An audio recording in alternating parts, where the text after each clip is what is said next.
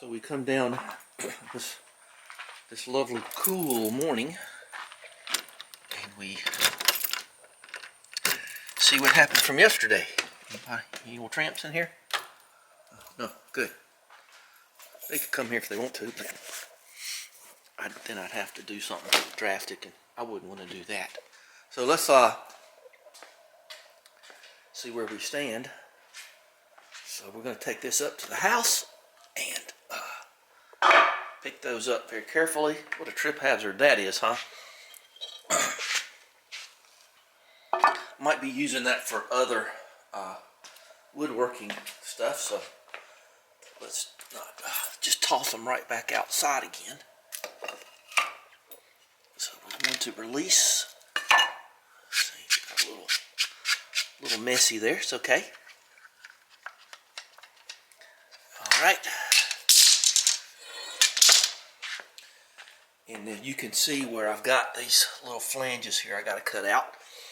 Don't mind that. That'll be fine. So we're going to run her up to the house first. And I'm going to tell you what I'm going to do about the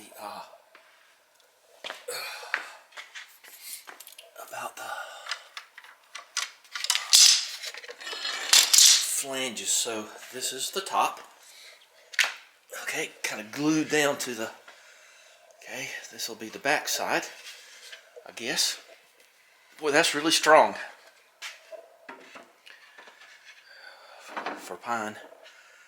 So there's that part right there. Let's run it up and see how it's going to fit. You know, this is just a preliminary fitting of it. Okay, let's go in this little tiny room here. Now, one of the other good things about this is that I don't have to lift it up over the bed frame because it's going to be 17 and a half. There's Rudolph, I got Rudolph a present coming for Christmas. So my 14-foot tall Rudolph. Pretty soon. So it'll fit through here because this is like 23 inches. So I'll be able to put it in here without lifting the whole cabinet, taking it apart and lifting it up over this bed. This bed is such an interesting story. You might ask yourself, how did I get it in there? Well, piece by piece, I had to build the bed in here because it won't go through the door. Bed frame won't go through the door because that's too tall. Okay, this is our first magic moment here. Makes you think of the Drifters, don't it? This magic moment. So it's going to go right into there. That's exactly right. So I'm going to cut this stuff out with a Rex the Wonder Tool multi-saw. And look how much that wood shrunk down in that corner. So there you go. Look at that. It'll just stay there. So I got to cut this little window ledge off here. Okay. So I'm going to make the box for it later today. So I got to cut this off right here. I got to cut this here and this here, but I don't know how much to cut till after I build it. Kind of pretty good idea here. So, but I really don't want to sit here and hack away with the blade on that tool until I have to.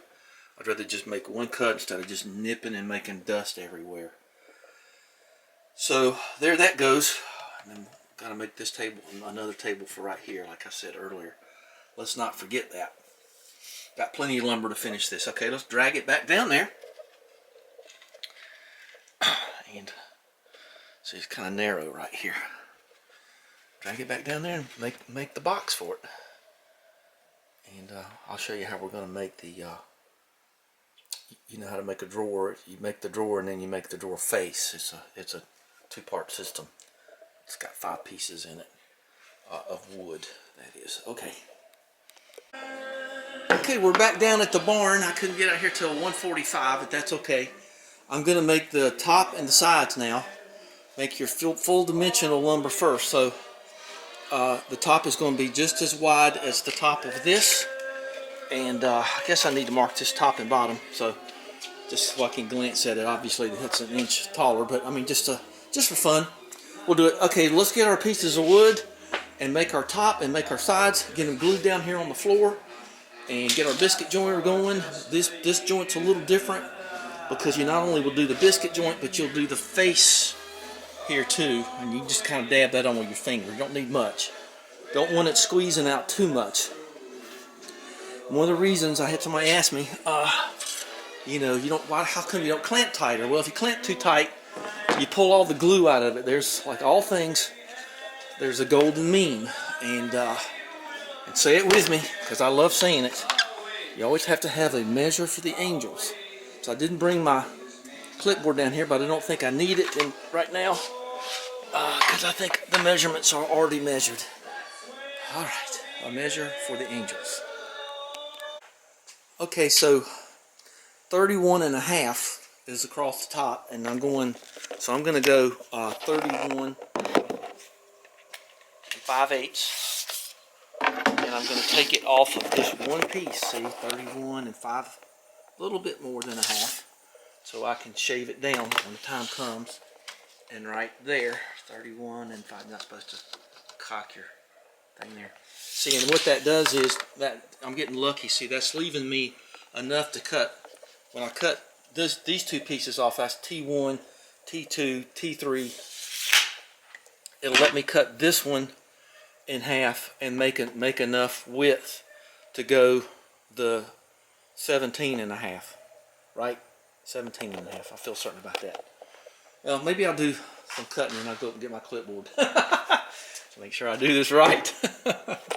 Don't want to mess up, because lumber's going to start getting eaten up now. Okay, so you want to be a little careful of your crowding here.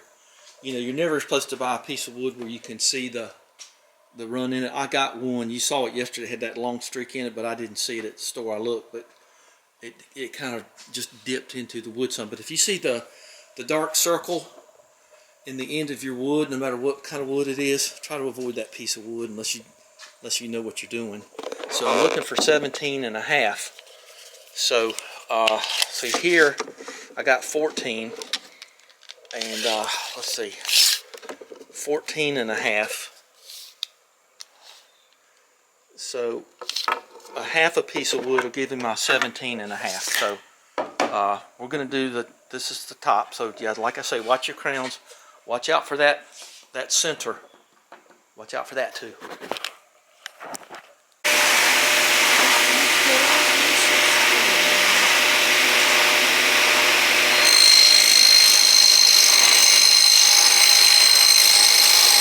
Okay, let's see how I did bifurcating this. Let's see how close I got. Hey, that's pretty close. A couple of millimeters, don't matter, I'm going to shave it off anyway. So what I'm going to do here is,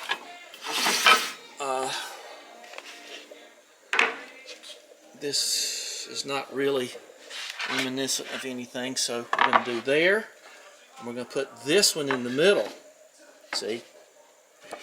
And then this one on the outside. Okay, and the reason we're doing that is because we got more glue surface in the middle here. So we glue the edges, see? So when I shave some off, I might shave a little bit off each end, but I doubt it. I'll probably just take it off one end.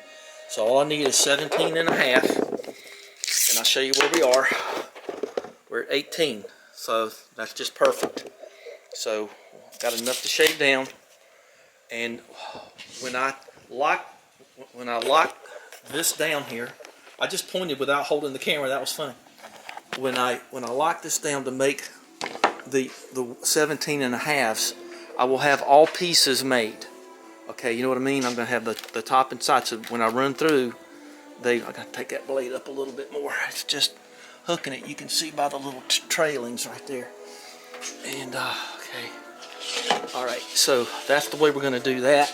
Don't see any other problems here. So we're going to make one side as square as we can. That ought to lip out, and it does. And so let's make sure we got at least 31. Okay, yeah, we're fine. We got enough dimensions here to fit this down. So let's go ahead and get this glued up. I kind of just feel like getting it glued up and getting it over there. Gotta get the broom out. I think I got enough here to do all three pieces.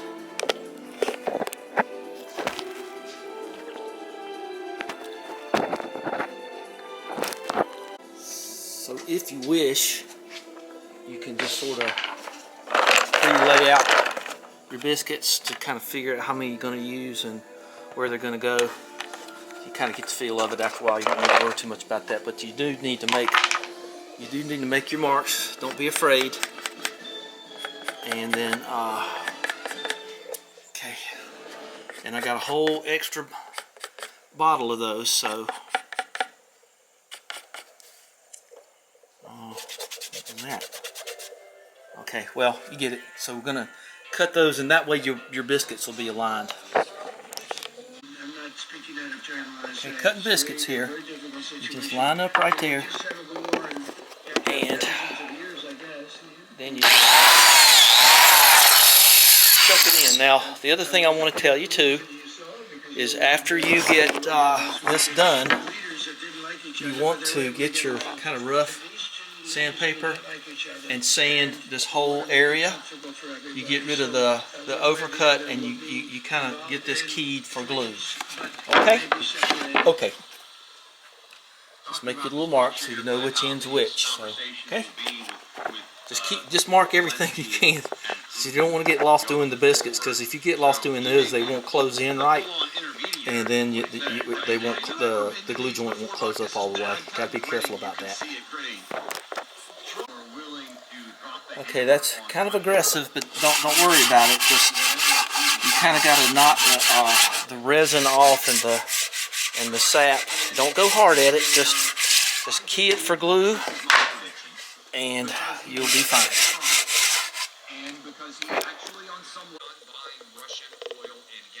Okay, so I got the glue done in there, and like I said yesterday, I didn't show it. You want just enough glue to just poke up out of the edges, and then you want to just run a little bead right there. That's all you want. And there you go. And that's you just get the feel of doing it. It doesn't take as much as you might think, and it'll just poke up out of the edges like right there. And see, you don't want to glue it to the floor. Okay. Yeah, I know the radio's on. I can't run over there every 10 seconds and run the radio off. Turn the radio off. So there's that. So when you put glue in the mating piece, oh, that one's tight. Sometimes they're tighter than others. Okay. And you got time. This isn't Gorilla Glue where it cures on you real quick. I don't know. Oh, I know what the problem is there. How'd that happen? Oops. That's a 20. Well, we don't want a 20. Okay, we want 10s. So I wonder what happened there.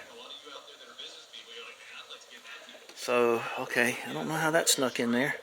That must have been from the horse chest things. Okay, so now on the mating piece to this, all you gotta do is put the glue down in there.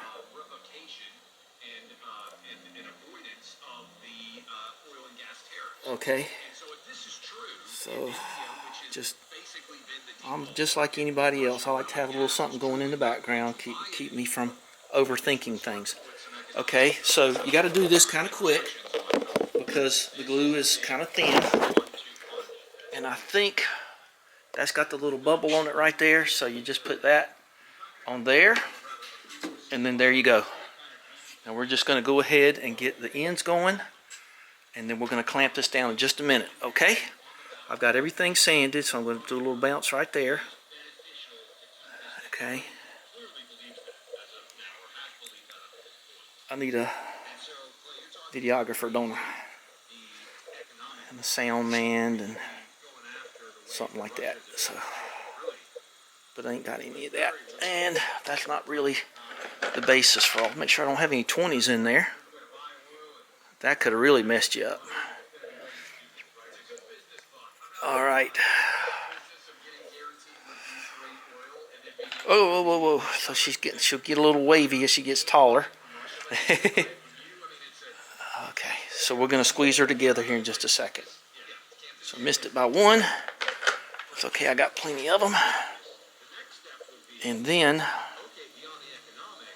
we're going to do this.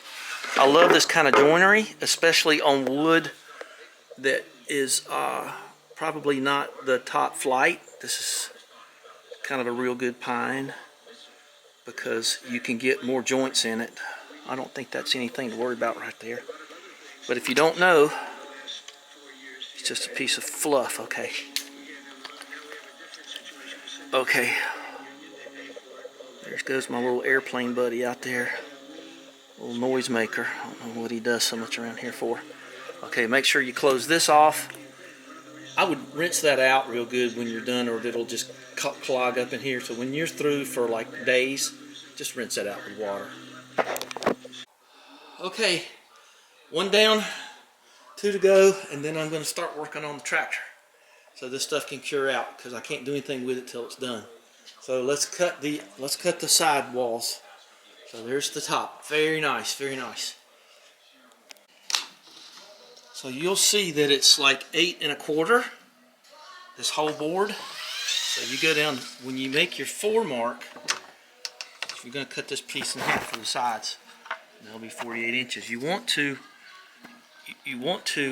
make the 4, you want to take that lead right there, because that'll get you pretty close to being almost exactly perfect there. So let's see if the other one's like that.